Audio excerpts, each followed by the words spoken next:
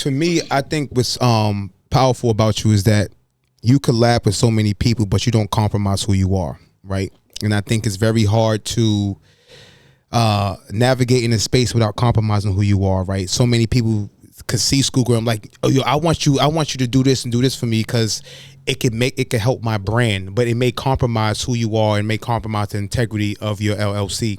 So how do you continue to collab with people without compromising?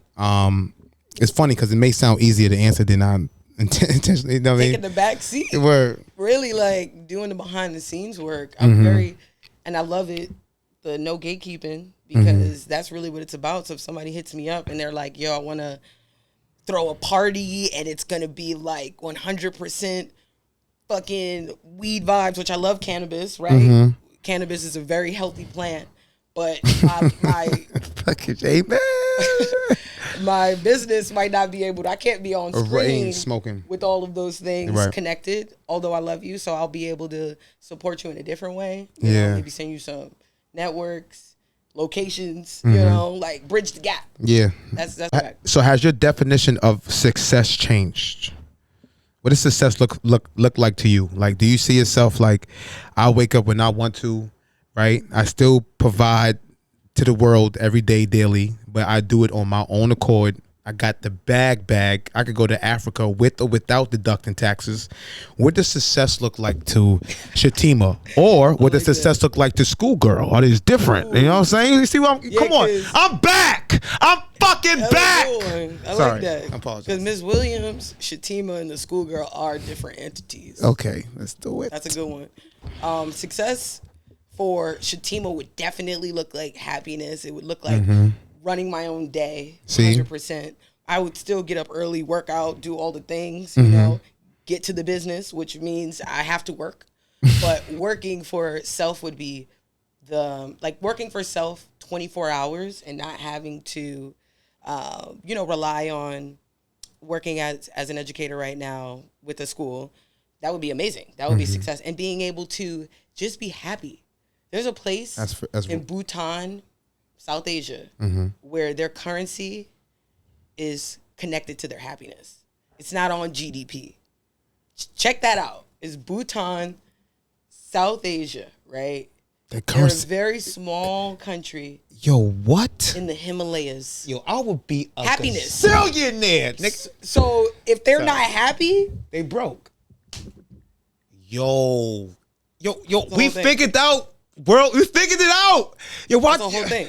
Oh shit! So if you're not happy,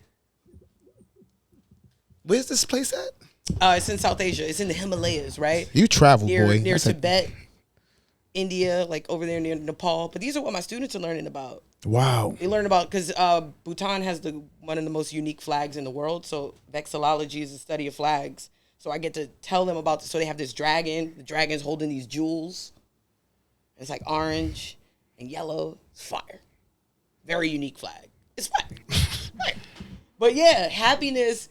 They're 99% Buddhist, right? So it's very intentional on spirituality, meditation, right?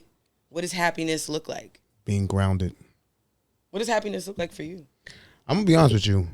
I am fucking thrilled to have you on this couch, and I took it for granted. I'm gonna be honest with you. I took it for granted, and I don't know. I think when I was seeing you, I was on the city bike, and I seen you, and yeah, called me. I was so fucking happy to see you, but it was just a confirmation that things were lining itself back, right?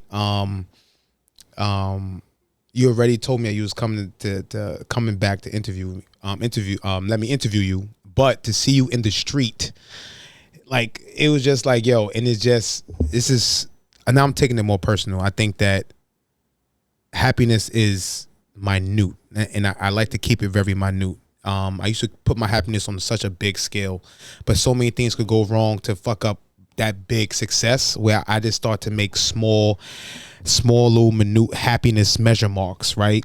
I got you on this couch. I'm fucking thrilled. Okay, I got another guest coming. I'm happy. Capo let me in. Shout out to fucking yo. We here live at Capo spot. Yo, shout out to Capo, man. I ain't gonna lie to you. Shout out to my boy, but I'm happy. He provided me a space. I'm trying to make. You know what I mean? Like I'm happy you asked that, yo. Because I'm gonna be honest with you, it's very easy to be mad, right? And if I was living in Bhutan, I'll be broke. In that space you were talking about, I would have been broke. I would. It was a.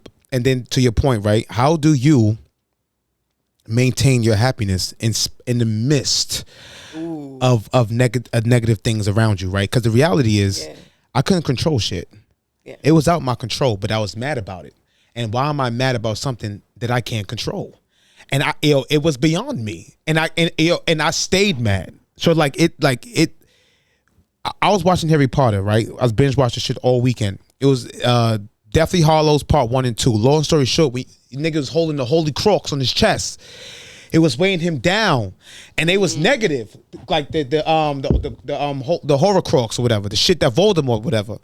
And it was every time they wore it, they became negative, and it was like, yo, I was wearing this shit all summer, real shit, and it won't hit you, but you're not in control. And I don't know, it was definitely some learning lessons this summer. I would say I'd be trying to be comfortable with being uncomfortable. Yep. Right? Because there are going to be a lot of uncomfortable situations. How do you find that balance within that? Knowing you're not going to always have things in control. Knowing that people are not going to always react the way you want them to. Mm-hmm. Right? And how do you find the comfort in those uncomfortable moments? I think that's been my best way of just getting through uncomfortable shit. Mm-hmm. Just being ready for the unexpected and having the right mindset. Like I thought about like how I react to things, right? Being with Basil and being without Basil, right? Nickname, right? And it's like, damn, from 8 to 5, I'm off Basil. So it's like, how do I handle things while being off Basil? And I'm ready to slap the shit out of you. You know what I'm saying? And it's like, I'm sorry, but the reality is you're a professional. You're off Basil the majority of your life, of the time of the day. So you have to learn how to navigate through the world with these unexpected things. It is. And you have to react to them a certain way. You can't, it's tough, right? Because it's like, yo, you disrespecting me? Listen, I slapped the shotty. I like, yo, are you serious?